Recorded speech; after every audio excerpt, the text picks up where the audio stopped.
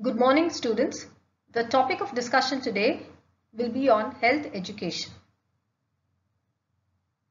Now, what is health education all about? Let's discuss it today.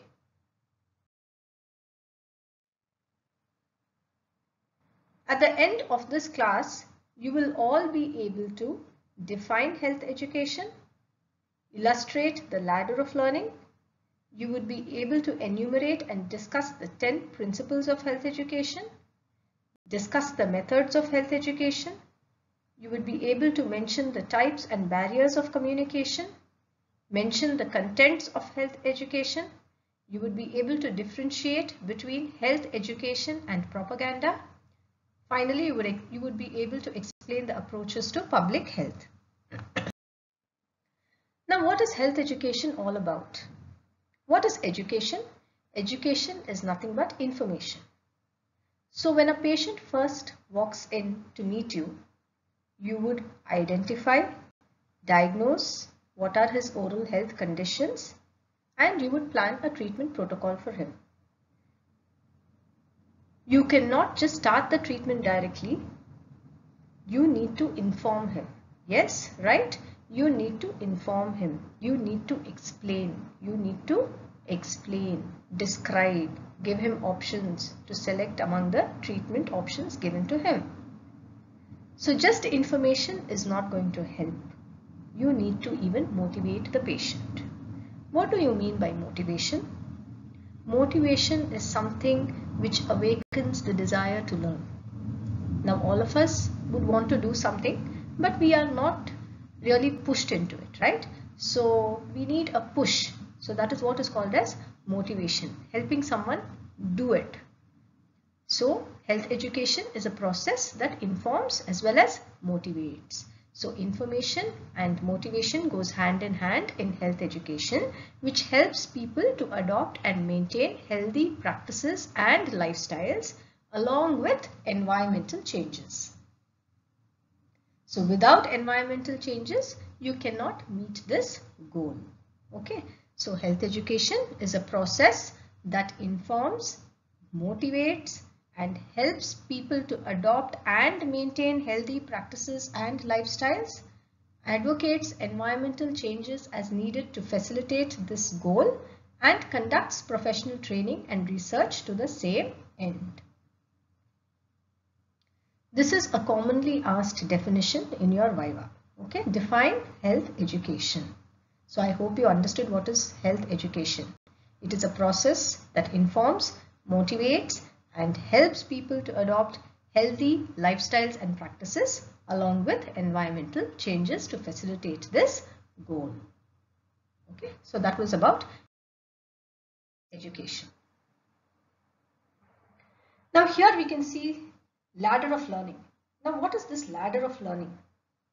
Now all of us initially are unaware of certain things. Okay, so we are all unaware. Once some information is fed to us, we become aware. So unawareness leads to awareness. So once information is fed to us, it depends on us whether we develop interest towards it or not. So when do we develop interest? Only when it is required, only when it is needed. So unawareness leads to awareness, awareness leads to self-interest. So when a person is interested in something, he would definitely involve himself or herself in that particular activity or in the process of learning. So self-interest would automatically lead to involvement. Involvement will lead to an action taking place, and when an action is taking place, there is definitely a change in behavior. So a person is learning by doing it. So when a person is doing something, there's an action. So when you're doing it, when you're implementing it, there is a change in behavior. So this is the ladder of learning. I repeat, unawareness leads to awareness. Awareness leads to self-interest. Self-interest leads to involvement. Involvement leads to action, and finally we can see a change in behavior. So this was the ladder of learning. Now there are 10 principles of health education which you need to memorize. Why are these principles essential? Now we all render health education to the community. But for our health education to be effective, we need to follow certain principles. So these are the few principles which we will be discussing today for making our health education effective. Now, as I said, when would any education be effective? When people are interested. When do we like to hear things or listen to somebody? Only when we are interested. And when do we get an interest towards something? Only when we require it, or when we feel it is necessary, or if we feel it is a felt need. So only when there is a felt need for the community, or if they feel that oral health is as important as general health, only then they are going to listen to you. They would like to hear from you. Okay. So the first principle here is interest. So what is interest? It is based on people's felt needs about their health. Only such issues will be liked and learned. Moving on to the next principle of health education is participation. So you all know when people participate, there is an active learning process going on. If it is just a one-way communication and there is no participation, learning becomes very passive. So active participation along with active learning helps in understanding their health problems, thereby prompting them to find solutions to better health and living. So again, along with interest, participation is very essential for the learning process to be effective. Moving on to the next principle is known to unknown. It is not, remember, it is not unknown to known, it is known to unknown. So when you start rendering health education or when you start talking to patients, it is very essential to know what knowledge they already have in them. Okay, what knowledge they have procured or what they know about something, you need to collect information from them. So based on what they already know, you would start designing the program accordingly. So when a patient walks in, you directly don't ask them, how many times do you brush your teeth? How do you brush your teeth? You don't start off with that because in the first place, you do not even know whether the patient is using a brush for cleaning his teeth or not. Maybe he may be using a finger as well. Okay, so how do you frame the question? How do you clean your teeth? So that is about known to unknown. First find out what are the oral hygiene practices or what are the knowledge he has procured regarding oral health. Okay, what already he knows, and then based on what he knows, you will design your health education program accordingly. So that was known to unknown. Next principle is comprehension.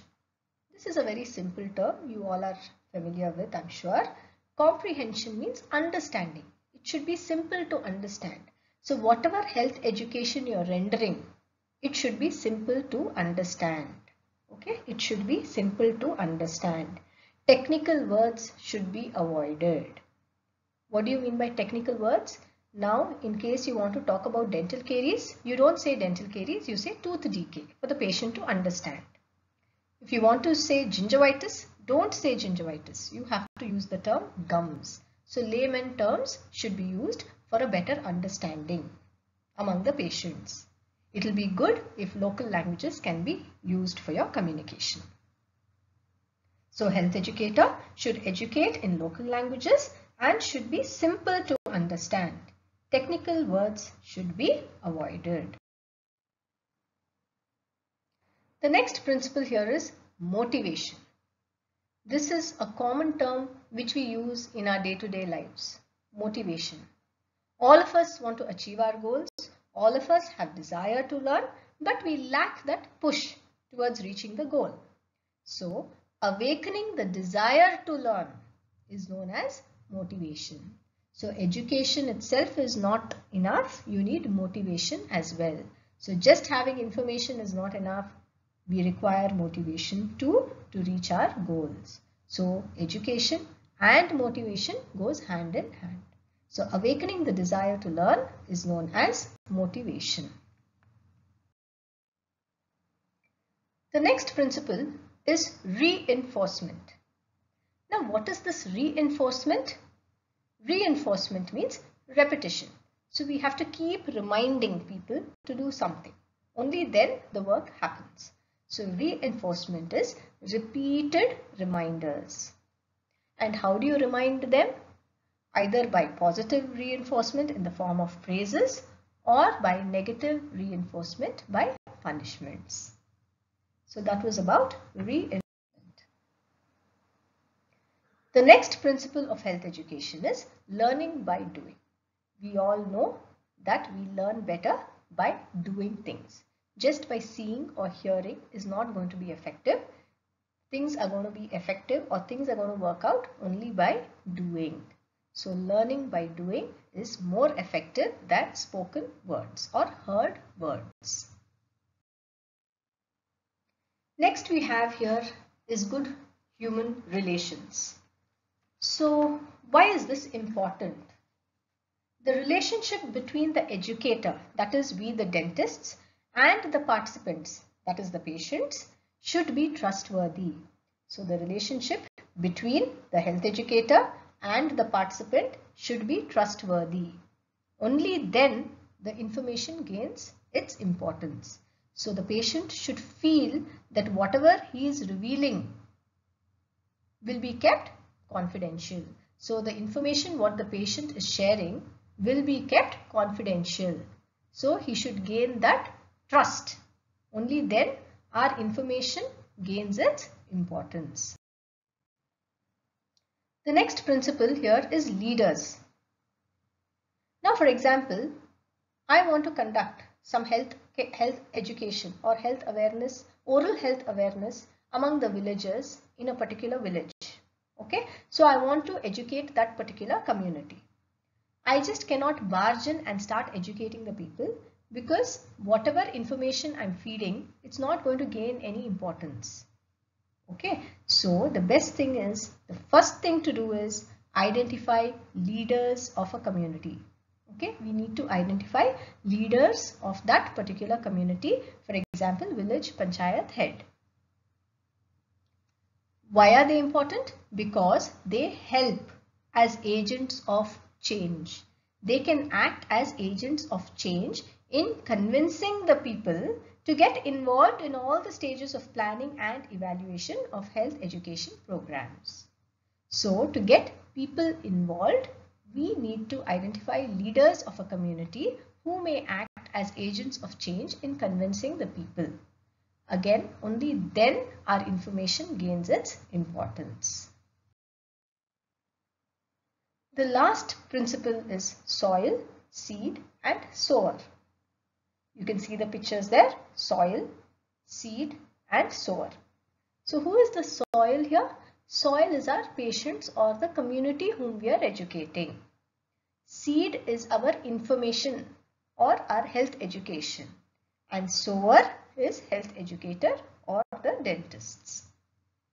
I repeat, soil, it's the community, seed is the health education that we render, and sower is the health educator or the dentist. So that finishes with the principle of health education. So to enumerate them, we have interest, participation, known to unknown, comprehension, motivation, reinforcement, learning by doing, good human relations, leaders, and finally soil, seed and sower. So this is important for an effective health education. So in the exam, define health education, explain the 10 principles of health education is a 10-mark question. So after the principles of health education, let's move on to the methods of health education. Okay, the methods of health education. So how can we educate people? by three approaches, that is individual approach, group approach, mass approach. Mass approach is a huge approach, okay? Whereas group approach is restricted to a number of people here, and individual approach is one-to-one basis. So let's discuss about the individual approach first here. Okay, so how can we individually approach people? It is by personal contact, home visits, or personal letters. Home visits, I'm sure you all are aware of, in villages, health workers visit house to house, right, for immunization programs and things like that. So that is about home visits. Then personal contact or personal letters. So how is this individual approach useful? Because this approach has maximum interpersonal link. Okay, there is maximum interpersonal link, and doubts can be clarified. It is reliable, long lasting, and you can persuade them for any change because it is a two-way communication. It is a two-way communication. Okay, so individual approach is very reliable, long lasting. Why? Because it is a two-way communication. Maximum interpersonal link is available. Doubts can be clarified easily, and you can persuade them for change. So that was about individual approach. So how do you do it? By personal contact, home visits, and personal letters. Moving on to the second approach is group approach. So what comes under this group approach? We have the first one, lectures. You can see it in the picture, lectures. So lectures again is a common term. Even new people have lectures, right? So what are lectures? Lectures, it is a discourse on one particular subject delivered by one person. Number of facts and concepts can be presented in a short time to a large number of people. But the only disadvantage is that it may be a one-way communication. Okay, so what is a lecture? It is delivered by one person on one particular subject, wherein a number of facts and concepts can be presented in a short time to a large number of people, but the only disadvantage is that it is a one-way communication. What educational aids can be used to render lectures? We can use chalkboard, charts and diagrams, overhead projectors, posters, slide presentations, as you can see in the picture there, slide presentations, flashcards, and exhibits. So that is about the group approach. Under that we spoke about lectures. Next we move on to symposium. Now what is the symposium? Here a number of experts or speakers are invited to speak. As you can see in the picture, there are how many speakers there? There are 2 speakers. But there can be even more than 2 speakers as well. Okay, so number of experts or speakers are invited to speak on various aspects of a particular topic. That means to say various aspects of a particular topic. Now for example, I take dental caries. Okay, so under dental caries, maybe there is a person talking about definition, classification, etiology. Okay, another person may talk about its prevention and treatment. Okay, so here the topic is only dental caries, but they are speaking on various aspects of dental caries here. So there are a number of experts or speakers who are invited to speak on various aspects of a particular topic. So by doing this, what happens? The audience can understand the topic better. So the audience can understand the topic better. It is conducted under the leadership of a chairman who introduces the topic and the speakers to the audience. So remember, symposium consists of a number of speakers who speak on various aspects of one particular topic. Okay, so that was about symposium. Next we have group discussions. You can see it in the picture, group discussions. So group discussions, it is a two-way communication which may be formal or informal. So that's an advantage here. It is a two-way communication. Topics for discussion are taken up and shared by all the members of the group. It is led by a group leader. You can see a group leader there standing. Okay, it is led by a group leader, and it is a process wherein the problem is identified collectively and the solution is formed from combining the members' ideas, opinions, and experiences. There can be small group discussions or large group discussions. So this is a two-way communication, and the topics for discussion are taken up and shared by all the members of the group. Next over here we have panel discussions. I think you must have watched panel discussions on televisions. Okay, so you can see there's a panel sitting there. A panel comprises of 3 to 5 members, out of which one person is chosen as a leader. Okay, the center one is the leader there, the center person. Okay, a panel comprises of 3 to 5 members, out of which one person is chosen as the leader. Panel selects a topic of interest of the audience. So they go according to the interest of the audience. They choose a topic according to the interest of the audience. The panel might consist of an expert on the particular topic selected. Each panel member is allotted 5 to 10 minutes to present his view on the topic chosen. So each panel member is allotted how many minutes to present the view on their topic? 5 to 10 minutes. Chances for audience participation is less. Okay, so this was about panel discussions. Next we have seminars. Again, this is commonly employed by teaching institutions. Education can be given to a large number of people among the presence of persons qualified in topics of interest or discipline. So a seminar is presented among the presence of people qualified in topics of interest or discipline. So that was about seminars. Next we have demonstrations. You can see the picture there. This is mainly based on the principle of learning by doing. So you make people learn by making them do it, because it is more effective than spoken words. Next method of health education under your group approach are workshops. Okay, workshops. I'm sure you would have attended various workshops during your school days as well. Okay, like your personality development workshops, dance workshops, and here now dental workshops you are yet to attend. Okay, so experts from particular discipline together discuss on specific topics and problems and outline the proceedings for action. It usually lasts for a few days, where people get together and work in different groups and discuss problems of concern. So people are divided into groups wherein they discuss and work together, okay, in workshops.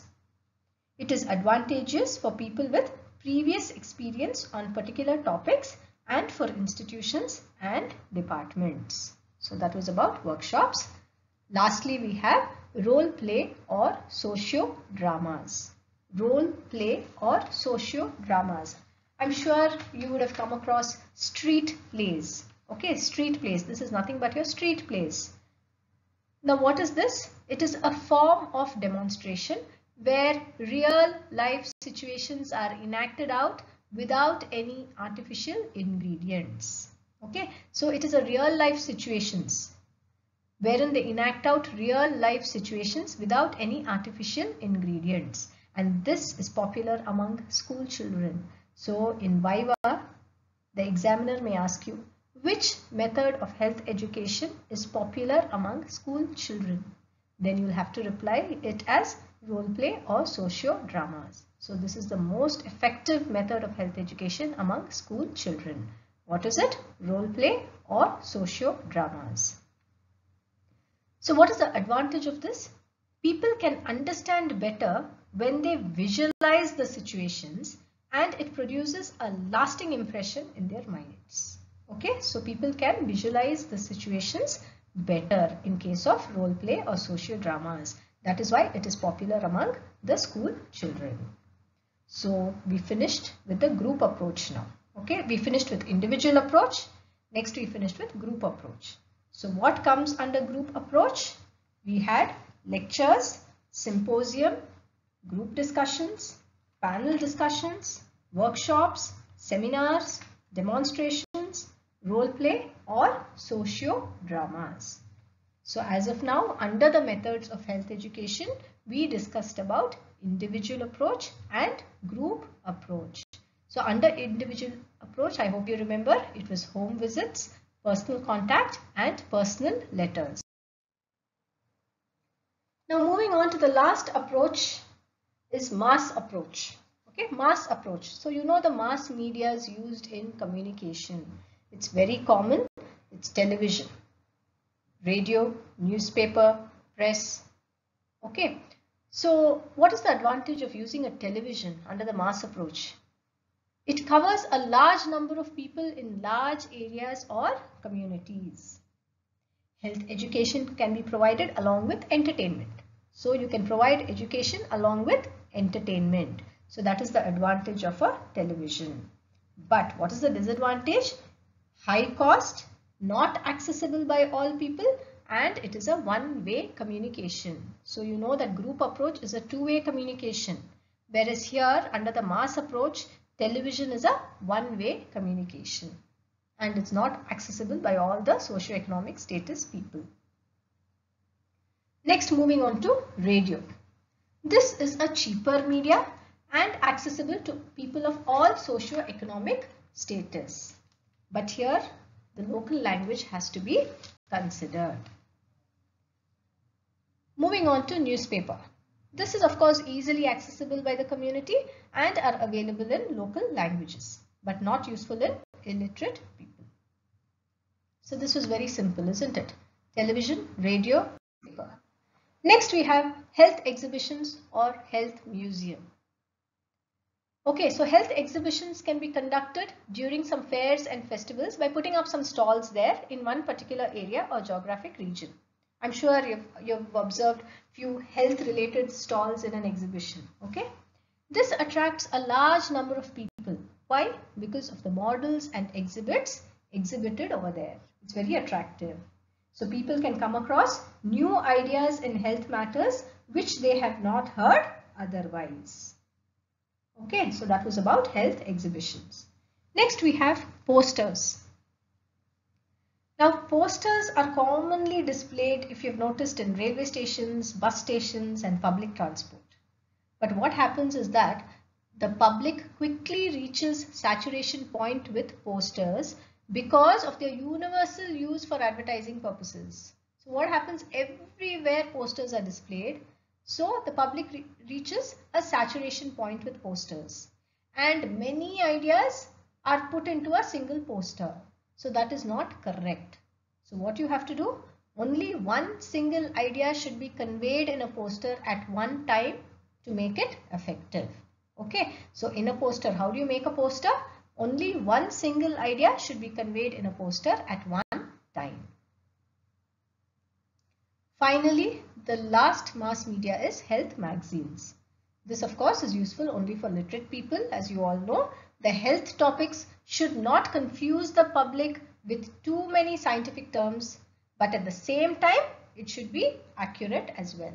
So whatever information is there in the magazine should be accurate, but in simple words or simple language for the public to understand. But the only disadvantage is that it is useful only in literate people. Okay. So what did we discuss under mass media? We had television, radio, newspaper, health exhibitions, posters and health magazines. So we finished till now with the methods of health education. And what are the methods of health education? Individual approach, group approach, mass approach that we discussed so far. Next we move on to the types of communication. What are the types of communication? We have 4 types of communication. The first one is didactic method of communication, or it is also known as one-way communication. Next we have Socratic method or two-way communication. So don't get confused When they ask you what is didactic method, you can always say it is a one-way communication. What is Socratic method of communication? It is a two-way communication. The third one we have is direct verbal, and the fourth is non-verbal. So the four types of communication is didactic method, which is also a one-way communication, Socratic method, which is a two-way communication, direct verbal and non-verbal. Very important 2-mark question in the exam. Now, what are the audio-visual aids used in health education? We have just the auditory aids, we have just the visual aids, and we have the combined audio-visual aids. So what are the auditory aids which we can just hear? We have radio, tape recorders, microphones, amplifiers, earphones, etc. And under your visual aids, you have two classifications again. That is projection requiring aids and non-projection requiring aids. Now, what are the projection requiring aids? Like your slides, OHP or film strips. And which are the aids which do not require projection? Are your posters, charts, photographs, flashcards, models, leaflets and chalkboard. So that was about your auditory aids and just your visual aids. Now what are the combined audiovisual aids? That is your television, sound films and multimedia computers, to name a few. Now moving on to the barriers of health education or barriers of communication. Very important 2-marker, commonly asked in Viva as well. We have 4 barriers in communication, that is physiological barrier, psychological barrier, environmental barrier and cultural barrier. So what do you mean by a physiological barrier? If there is difficulty in hearing or seeing by a person, then it becomes a physiological barrier. That means when a person cannot hear or see, it becomes a physiological barrier. Next, what is an environmental barrier? Example, there's a lot of noise around us. So can we hear them? No, right? Because of the noise, we may not be able to hear clearly. So again, that is an environmental barrier, noise. Next, what is psychological barrier? When a person is emotionally disturbed or when a person is depressed, then again it becomes a barrier of communication because the person may not be able to pay attention. He may not be attentive. So again, emotional disturbances or depression may become a psychological barrier. And finally, cultural barrier is in the form of habits, beliefs, customs, attitudes, religion, language. Okay, so that becomes your cultural barrier. So we had physiological, environmental, psychological and cultural barriers in communication or health education. Now let's try to differentiate between health education and propaganda. Propaganda is another word for publicity. Okay, so what is the difference between health education and propaganda? We have 5 differences enumerated here. So let's see what it has to say. Under health education, we have knowledge and skills are actively acquired, whereas in your propaganda, knowledge is instilled in the minds of the people. So that means to say in health education, how do we acquire knowledge? Actively it is acquired. Okay, so the person is acquiring it himself. Whereas in propaganda, it is not acquired, but it is being put into the minds of the people by someone else. Okay, so that is what is known as propaganda. The next difference under health education, what is it? It makes people think for themselves. So people are able to think, they are able to use their mind here. Whereas in propaganda, it prevents or discourages thinking by ready-made slogans. So already there are slogans made and people go by it. So they don't get to think for themselves in case of propaganda. Next difference under health education. It trains people to use judgment before acting. So under health education, what do? We judge, we think before acting. Whereas under your propaganda, It aims on impulsive actions. So people just behave impulsively. They act impulsively without thinking or without using their judgment. Under health education, the next difference, knowledge is acquired through self-reliant activity. So as we already discussed in the first difference itself, that knowledge is actively acquired by the person himself. Whereas in your propaganda, knowledge is spoon-fed and passively received. So it is not actively received, it is passively received. And finally, the process of health education is behavior centered. That means to say it develops favorable attitudes, habits and skills in a person. So there is a change in behavior in case of health education. Whereas in propaganda, the process is information centered. See, in health education, very important, health education is behavior centered, whereas your propaganda is information centered with no change of attitude or behavior. So these were the 5 differences between health education and propaganda. Moving on to the contents of health education. What are the things to be concentrated while educating a patient? We need to concentrate on human biology, nutrition, hygiene, family health care, control of communicable and non-communicable diseases, mental health, prevention of accidents, and use of health services. Now, what is human biology all about? Here, teaching is directed towards the need for exercise, adequate rest, and sleep. Okay, so teaching is directed towards the need for exercise, adequate rest, and sleep. Now, moving on to nutrition, this is to help people choose optimum and balanced diets which contain all the necessary nutrients. So, we are emphasizing on the importance of balanced diet. Next is hygiene. Here we need to emphasize on personal hygiene as well as environmental hygiene. Next content of health education is family health care, wherein we consider the maternal and child health care, family planning, immunization and nutrition. In control of communicable and non-communicable diseases, we need to provide the basic knowledge to the patients about the nature of disease and methods of preventing it. So we need to talk about the nature of a disease and how to prevent it. We all know that mental health is as important as physical health. So here we need to educate the patient to keep him mentally healthy and fit. Safety measures need to be adopted at home, workplace and road as well to prevent accidents. So this needs to be emphasized as well. And finally, we need to motivate the patients to use the available health services nearby.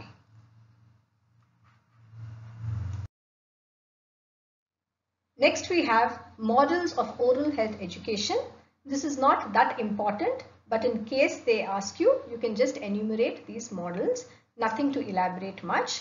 So they are cognitive model, social cognitive theory, health belief model, health promotion model, behavioral learning model, self-care motivation model, and contemporary community health model.